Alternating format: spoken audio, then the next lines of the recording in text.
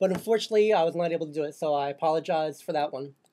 Alrighty, getting into this whole deal. For today's show, I would like to talk about the difference between investing for cash flow and capital gains. Now, most people, when they talk to a so-called financial guru, they ask them what they should invest in. I think the more appropriate question would be what to invest for.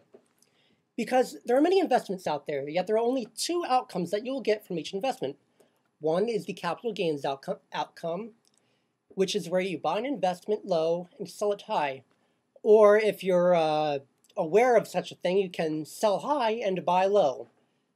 Of course, there's also the cash flow outcome, where you buy an investment that pays you an amount of money over time on a regular basis. Now, the perfect example of this could be seen in real estate.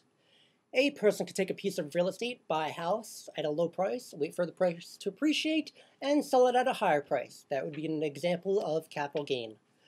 Now, there's the cash flow example, where you can buy a property and rent it out to people and collect the checks every month for the rest of the year. Now, with that example being given, I'd like to throw you two on in the mix. Can you give me one example each of a capital gains investment and a cash flow investment? Now, be aware that there are many investments that can achieve both. So, I would like one from each of you. I'm thinking with capital gains. Would it count to invest in, say, silver if it's at a low rate? There you go. That is definitely a capital gains investment where you buy low and sell high. Now, give me a cash flow one. Okay, and what's the definition of cash flow again? Something that you buy that will produce income over a period of time, such as a house that you buy and you collect rent checks. Okay. Possibly maybe a website where advertisers begin to... You just jumped the whole loop right there. These are investments that you buy. So I'm going to get to that, though. Investments that you can create, but we're on ones that you buy. Invest in a stock? I may be wrong in saying that. Well, for a stock, you could have a stock that pays a dividend. That would be an example of cash flow. It pays you a dividend every quarter or every year, depending on how often it distributes that to the shareholder. Of course, for most cash flow investments, people think of the bond market, which is where you basically loan out to either the government, corporations, or business, and they pay you the total sum back plus interest. Those are usually what people think of when they think of cash flow or capital gains investments. Of course, we've also got private lending, buying notes, annuities, commodities, options, one of my personal favorites, real estate investment trusts, and mutual funds. Now, the reason you should understand this is that there are many people that think they're investing right now, but are actually traders. They're in capital gains investments. And the capital gains investor only makes money when the market moves in their favor. So there are so many people out there that get so depressed when the market is down and then get so happy when it goes back up again. I've seen many people like this that have mood swings right along with the market. Whereas the cash flow investor really doesn't care how the market's going. They just get their money every so often, regardless of which way the market goes. Now, this is actually part of the reason many people think investing is risky. You usually make the argument to me that investing is gambling and that you're just throwing your money to the wind, as I heard one professor say it. Wow. Now, it depends on what you're planning to achieve. If you're a capital gains investor, yeah, it probably could be argued that because... Now, it's interesting that there are other people today that even if they get into an income fund, they lose sight of what the ultimate goal is. Take my one grandmother, for example. She gave me the argument about stocks being a gambling thing. So I asked her the same question I ask everybody that questions me about stocks. I say, okay, what was your goal when you got invested in these mutual funds or stocks or whatever it may be? Was it income or growth? Now, the shocker to me was that she said growth. I mean income. And I said to her, I was like, well, wait a minute, so what was the problem? And she says, well, the stocks took a downturn, so I sold the shares. And that kind of blew my mind, because who cares if the stock went down? The whole idea was that it pays you income during your retirement and it provides for you.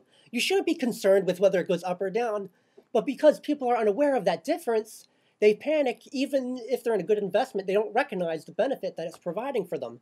So I found that to be a very fascinating experience for me. They just don't see the big picture of what's going on.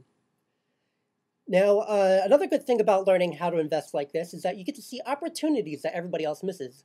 And this is where Brian completely jumped ahead of me with his whole advertising thing. Um, in the book, Rich Dad, Poor Dad, he talks about how one of the best things about learning to invest is that you can see opportunities that everybody misses. And probably my favorite Rich Dad book, How the Rich Invest, or What the Rich Dad's Guide to Investing, that's what the name of it was. There's this one chapter where he talks about the 90-10 riddle of money. Now, first off, the 90-10 riddle states that 10% of the people control 90% of the wealth. But the question is that he posed to a college class was, how do you fill your asset column without purchasing an investment? In other words, how can you create an investment itself? Now, just this weekend, I came home because I needed a haircut, I needed to change my car up, and to see my younger brother. And my sister was aware of what I was doing online with my blog and all those other activities, and she asked for my assistance to get her started. She had just quit her job due to the fact she didn't like her boss, and was looking for another way to make some money. I hear that a lot. And she says to me, Chris, I don't know what to do. I have an idea of where I want to go. I know you're into this whole money-making thing with your blog, so could you teach me how to do that? Yeah, Chris likes making money. Oh, yeah. Now, hold on a second. You're putting me into a wrong spotlight here. I am all about survival. That is the whole key to this whole thing. So she comes to me and she asks for my help. And I said to her, well, do you have any idea what kind of business you want to set up?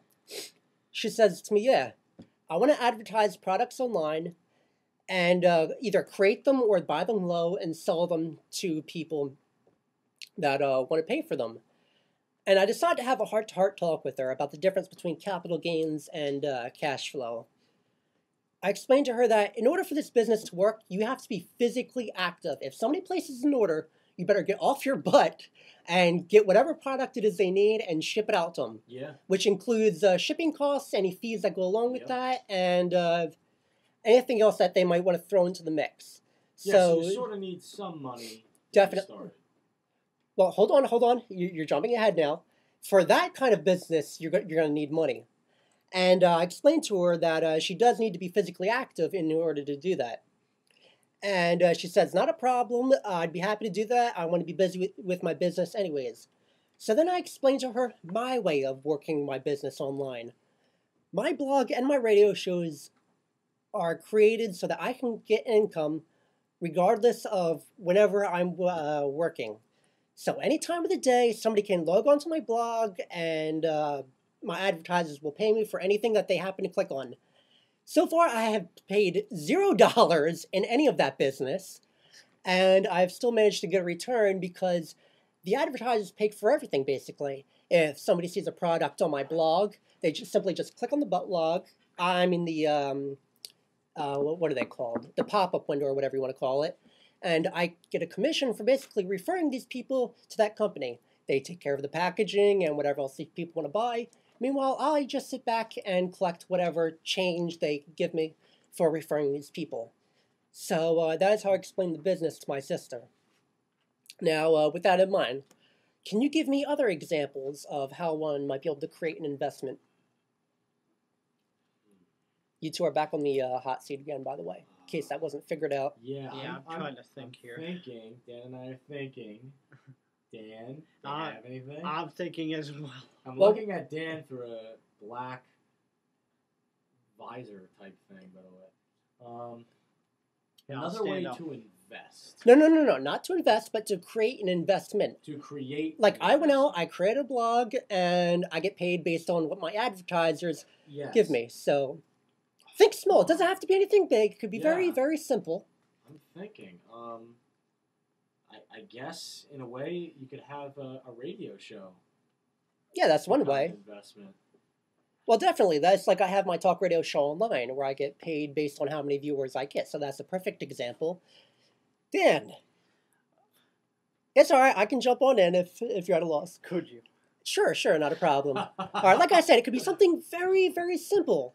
Take my sister and my mom. When we were younger, they used to make crafts. And to go out, buy the different products, whatever they needed, and make some type of stupid bird out of sticks or whatever, and then selling that. I would call that taking basically some junk, really, putting it together, Oh, and then selling it to as a small profit. business almost. Exactly, something very small. And it doesn't even have to be official. It could be as simple as a kid selling lemonade on the street corner to different people. A few more I have up here is you can write a book. You get royalty income from however many people purchase your book. There's also musicians. They write a song. It goes on iTunes and my sister's services. Well, if they want my services, they can contact me at any time at my blog. I can help out everyone at the exact same time, and everyone is assisted. Nobody gets left out. Whereas my sister, if a million customers came to her, she'd have about a million paper maches to create, or whatever the heck she wants to do with it. And there's only so much time you can fit into a day to get all those orders served out. So with that taken into consideration, that is a perfect example of how a kid with a website or blog can make substantially more money than a doctor. That is an amazing argument I once heard, because they can serve so many more people. Like I said, I have people reading my blog in China, Japan, France, Germany, the UK. Now, the average doctor probably can't get past the local city unless they happen to be world-renowned and people are flying them in from all over. This show as well. There's people, Exactly. There's people in Monmouth County, New Jersey listening Exactly. to the show. We check every week who's listening and from where. So and there's no limit to when you want to access us. Get on at any time, and we're there for you. Unlike somebody who has to sell something to you, there is a limit to what they can provide to you. Whereas us, we have no need to really get involved in anything in regards to what we have to provide. We just throw it online, and you just arrive, and boom, and done. People, Yep. So I think that is truly incredible. Very interesting. Now, I would like to take a quick break.